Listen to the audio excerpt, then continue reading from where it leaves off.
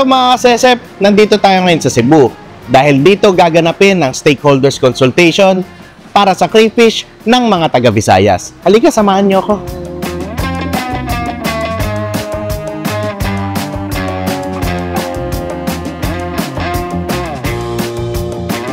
Tara.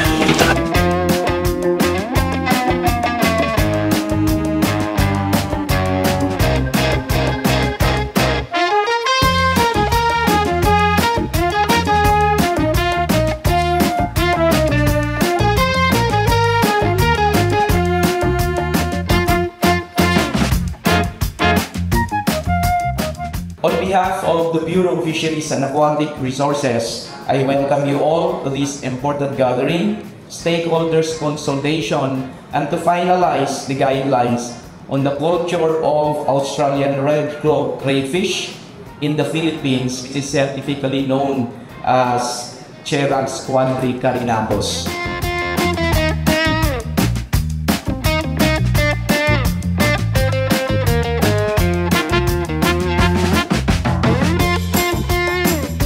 In every stage of the crayfish development, stage pa lang yan, ng kanyang hanggang mag-adult siya, there is money in it. So that's the opportunity.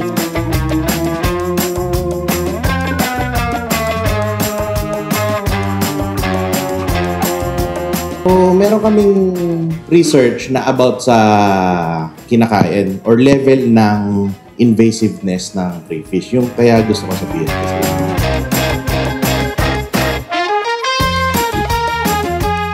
So guys, ngayon kakatapos lang namin ng meeting regarding sa paggawa ng guidelines para sa crayfish farming.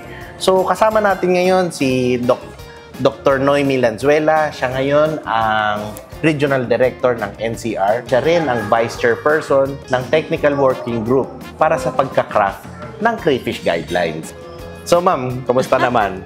Okay naman. Maganda yung ginawa nating consultation ngayon, di ba? Okay.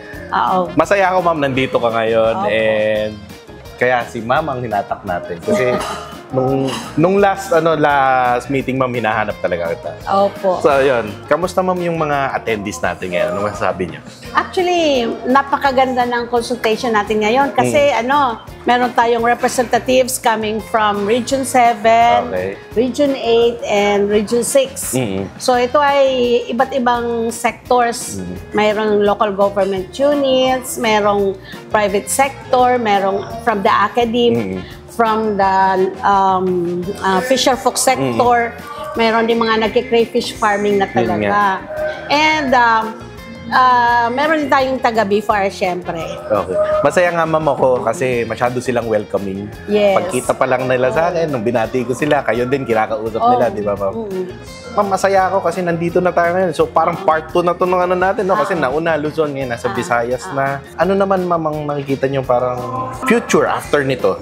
Actually, napakataas ng opportunity natin pagdating sa crayfish industry.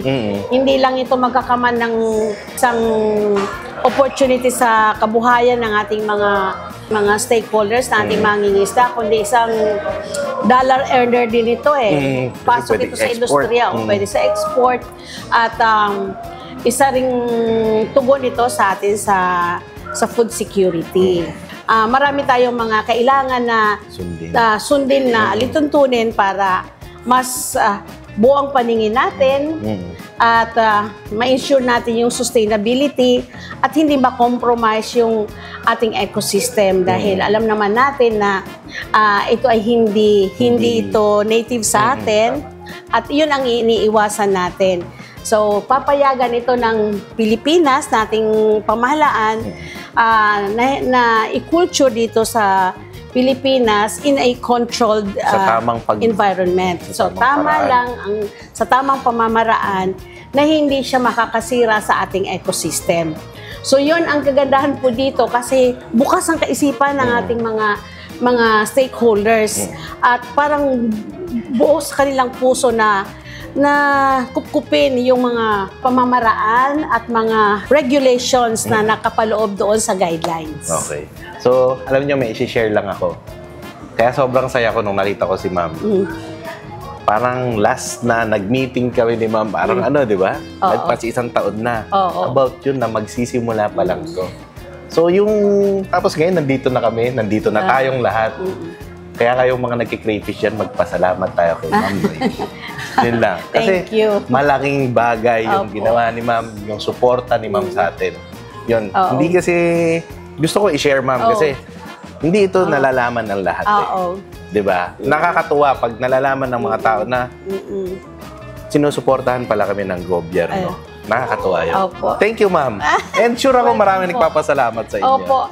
Actually po, para sa kaalaman ng lahat, dalawa lang sila nakilala ko na masugid na lumapit sa amin, na tumulong sa amin. Ito si Joseph at saka si Sir Neil. Maliit lang po opportunity ko para sa aking mga mangingisda. Subalit, maganda yung samahan. Lumapit sa akin si Sir Joseph na buo ang kanyang loob na willing siya makipagtulungan. So, salamat sa inyong dalawa. Actually, kayo ang nagbukas ng opportunity din para sa BIFAR. Nagpapasalamat talaga ako dahil kanina naiyak-iyak si Joseph eh. Kasi sabi niya, may nagbabash sa'yo. Maraming pinagdaanan Pero maraming pinagdaanan. Nag-umpisa tayo sa, di ba? Patikim-tikim. Ano ba yung crayfish? Ako nga, hindi ko pa natikman.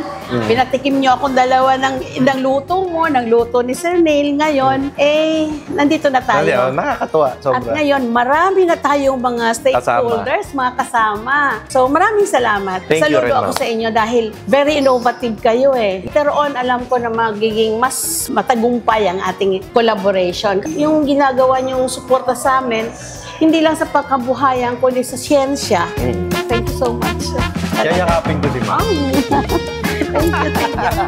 Kung sino susunod natin interview. Halika, ate, may papakilala ako sa'yo na dapat mong Sige, ma'am. makilala. Yan, ituro mo. Wala. Nakita mo yung mga nandun. Oo, yun. Oh guys, meron tayong nahatak ngayon na trio. Pero hindi crayfish tong nahatak natin ngayon. So, sir, pakilala nga muna. Ikaw muna, sir. Ano pala, tawagin niyo ako Ibiang. So, yung Facebook ko, Ibiang. Ako yung nag-operate sa Cebu Crayfish Master. Okay. From Minglanilla. Si sir naman. Hi, so Bob, Crayfish Cebu, Liluan. Si sir. Hello, Edwin Bitasolo of Els Mini Farm sa Carmen, Bohol. Okay, so pinagsama-sama na natin sila kasi nakita ko nag-uusap sila, di ba? So hinatak na natin ng isa-isa. So kamusta naman? Anong experience nyo ngayon dito sa natin sa Cebu? Masaya, sulit. Very nice. Very nice very experience. educational yung sa forum, sa mga explanation, sa mga guidelines na binigay ni BIFAR sa atin sa opportunity at saka yung mga inputs ni especially sa SEP Farm. Yeah. Mga inputs doon marami kaming natutunan na yung experience namin baka hindi lang sapat, so inabsorb namin yun. So, We're very grateful talaga sa Yeah. experience na to. And yun nga, thank you sir for fronting the community. Salamat. Yeah, tama. Yes sir, totoo.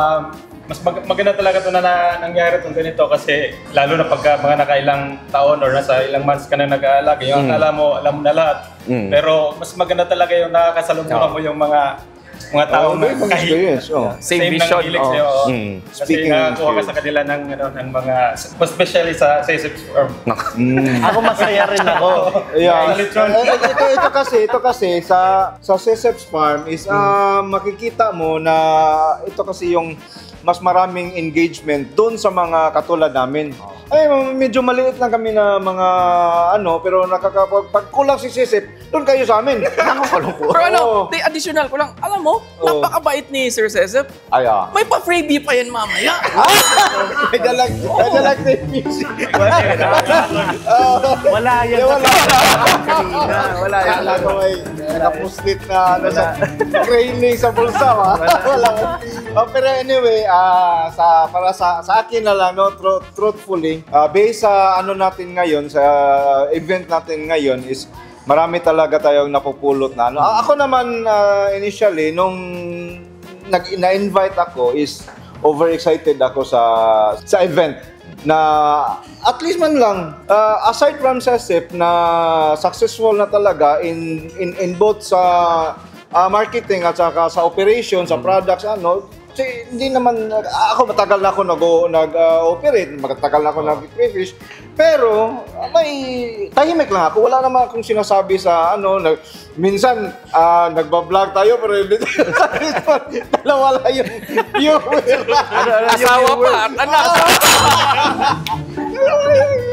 So ngayon, thankful tayo na nung pumunta talaga o nabalitaan namin na pupunta si Cece. Naku!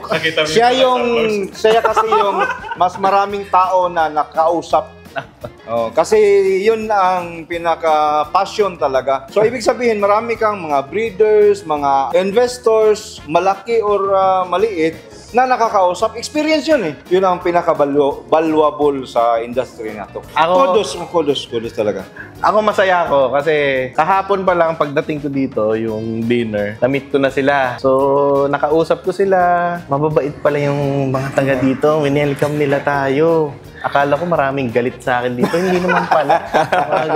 So, masaya ako and nakilala ko na sila. Kaya nga tayo ngayon pumunta dito kasi gusto ko talaga silang ma-meet. Ito naman, next question. Anong nakikita nyo sa future pagtapos nito? For me lang, sir, ang nakikita ko talaga is parang safeguard to sa akin, na like me, nag-risk ako, nag-invest ako ng time, money sa pagpasok nito sa crayfish. Talagang malaki yung yung safeguard na parang ramdam ko talaga na in the near future parang kakamit ko na talaga yung goal ko ba na parang Legit ka ng farm, no? Parang yun yun.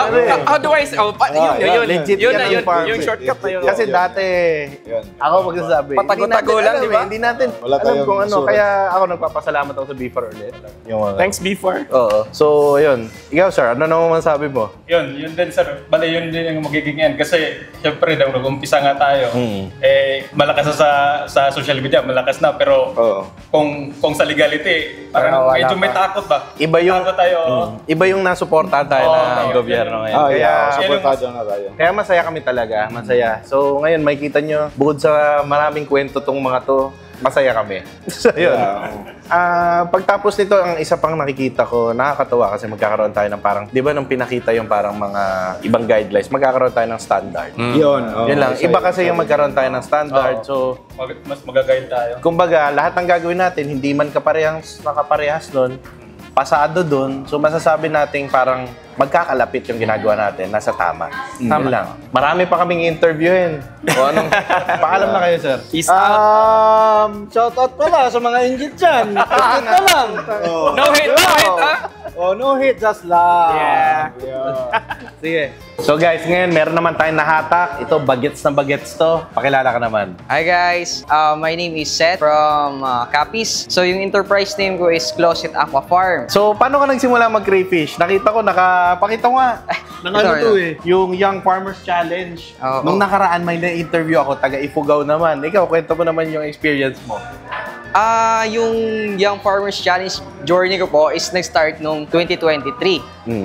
So nag-start lang ako sa backyard farming and eventually, yung pera na napanalunan ko sa program na yon ng DA is dun ko in-invest yung pera sa farm. So ginawa ko is nagdagdag lang ako ng fund ng mga stackable setup ko, Kuya Cece, para mapadami ko yung production ko. Biruin nyo, nakakatawa yung mga bata, di ba? So, nagsimula sila sa parang challenge lang, then nagkapondo, na tuloy-tuloy na. Hanggang sa kahit ilang taon ka na ngayon? 23 po. 23. Siguro magtutuloy-tuloy na to, magiging farm na talaga to. Oo.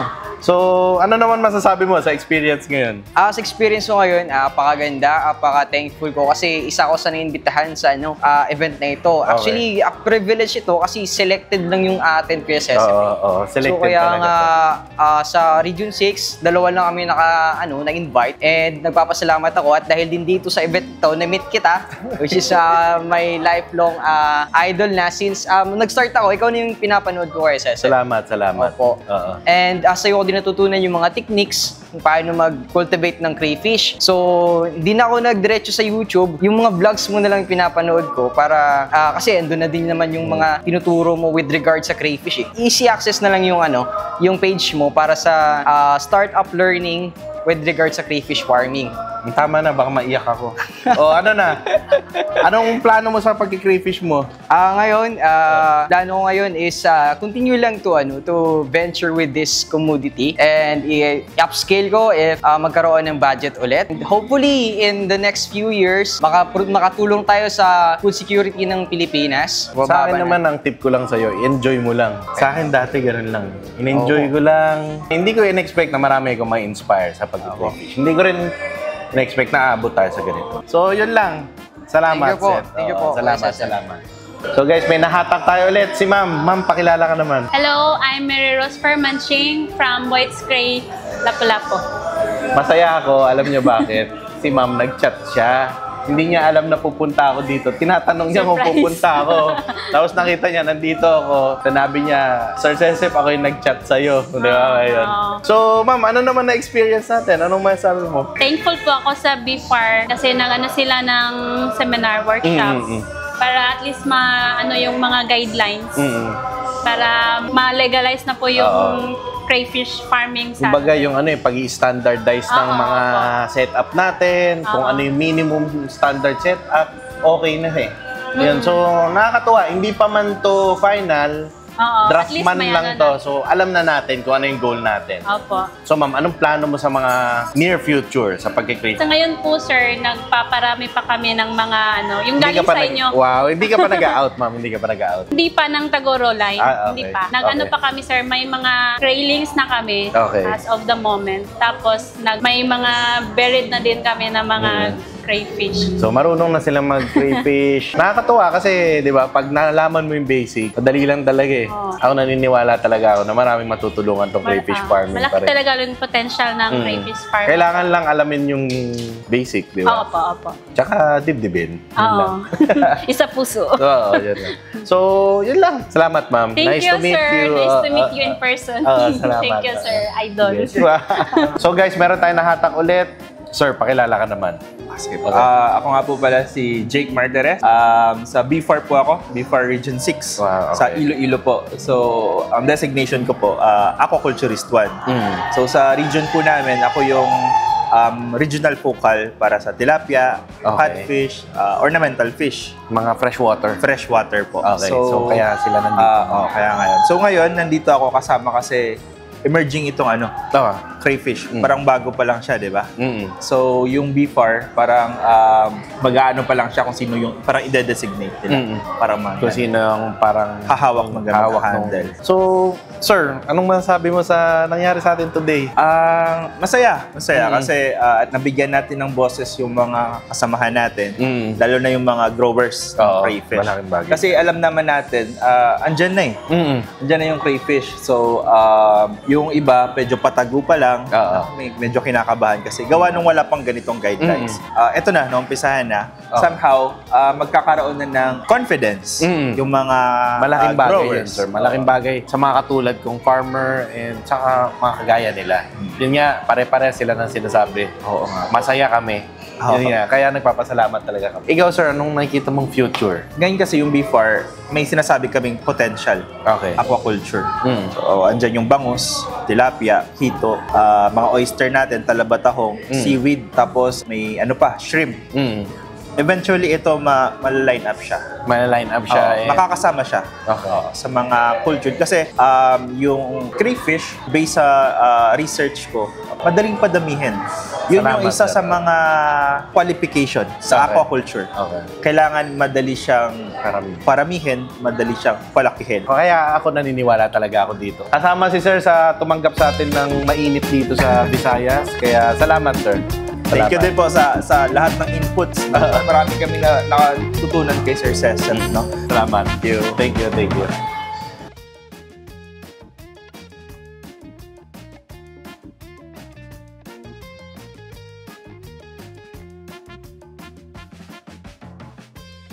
Hindi ako taga Visayas pero sa Luzon wala kaming ganito. Ba't dito may pang farewell tayo na pang drama?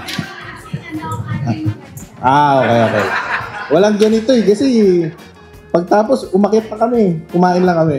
Kaya ako magsasalita dito kasi hindi ko nasabi to last And masaya ako, ma'am, nandito ko ngayon. So thank you sa TWG and thank you sa lahat ng BFAR. So, sa lahat ng regional offices ng BFAR. And sure ako na masaya lahat ng farmers. Ako, kaya ginagawa ko to kasi hindi man lahat na i-invite, diba? Kasi hindi naman tayo magkakasya dito. Gusto ko malaman ng mga nagki-crayfish na nagmo-move or umaandar yung guideline. So, makita ng mga hindi na-invite, matutuwa sila. Siguro kahit hater ko sila, matutuwa naman sila.